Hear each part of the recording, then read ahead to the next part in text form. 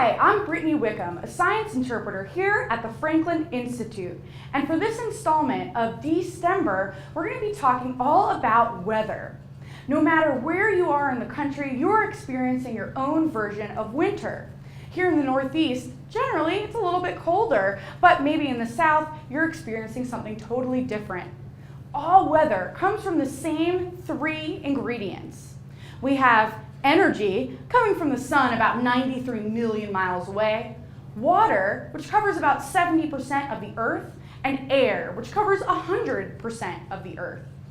So today, I want to explore a few of those ingredients and talk about those fluffy white objects in the sky, clouds.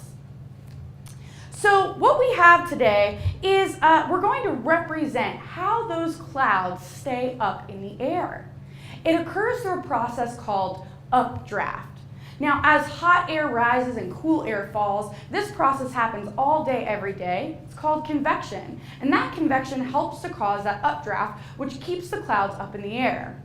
But let's zoom in on just one small particle of a cloud.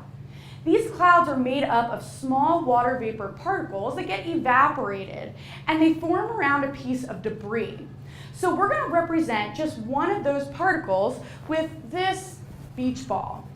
Now this particle will form around a piece of debris, like I said, and it'll be able to be held up in the air by updraft. So let's try that now.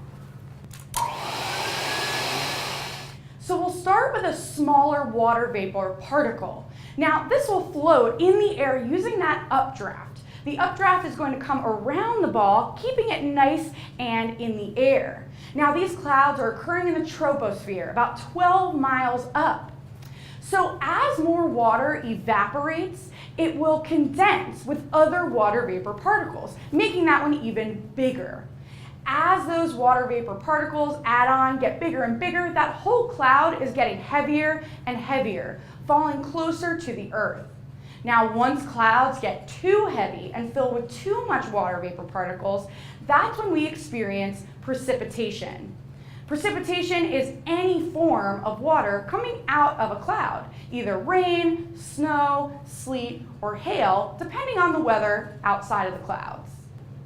So now that we've seen a cloud up close, down to the water vapor particles, let's see what a larger cloud might look like. Now, because we're inside, we don't have the power of updraft to keep our clouds in the air. So we're going to use what we have here. Now, clouds are a really humid environment. So the first step in making a cloud indoors is to add some really hot water. So I've got some water boiling back here that we're going to add to my weather bucket here.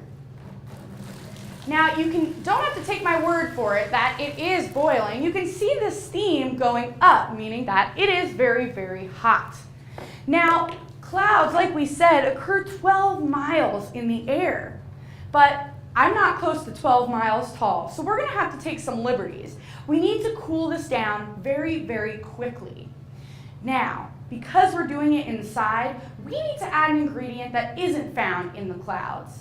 Here at the Franklin Institute, we love to experiment with something called liquid nitrogen. Liquid nitrogen is negative 320 degrees Fahrenheit.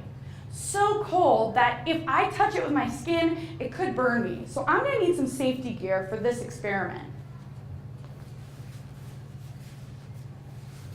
So now that we have the humid area of our cloud inside the bucket already, I'm going to add the liquid nitrogen. And let's see what happens when all of those particles start condensing.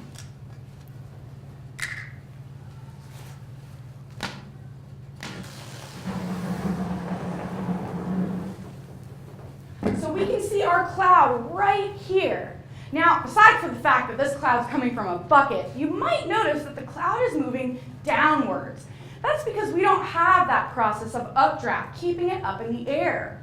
But all of this cloud is made up of smaller individual particles that have condensed together.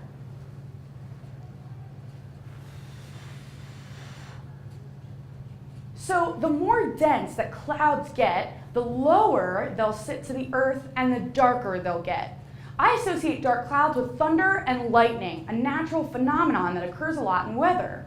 Now, usually those things are two separate ideas, but here, thunder is actually the resulting sound from lightning. Light travels a lot more quickly than sound does. Lightning, or light, travels around 186,000 miles per second, where sound only travels about 1,000 feet per second. So what we have here is we're going to create our own thunder and lightning experiment. I have a balloon here filled with hydrogen gas. It's extremely combustible, explosive, and flammable. And what we're going to do is blow it up. Do not try this at home.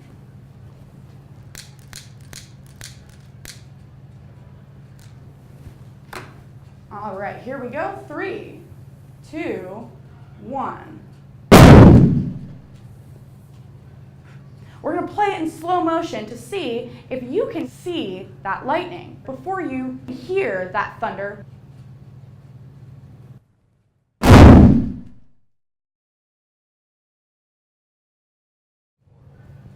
So the next time that you see lightning, count the number of seconds that goes by before you hear the thunder. For every 5 seconds, that lightning is about 1 mile away. So today, we experience weather through 3 main ingredients: water, air, and energy. Through those 3 ingredients, we see our clouds forming in the sky, precipitating down anything from hail, rain, snow, or sleet, all the way to thunder and lightning. So the next time you look out your window at the weather, think about all the science that goes into it. My name is Brittany, here from the Franklin Institute. Thanks for experiencing science with us.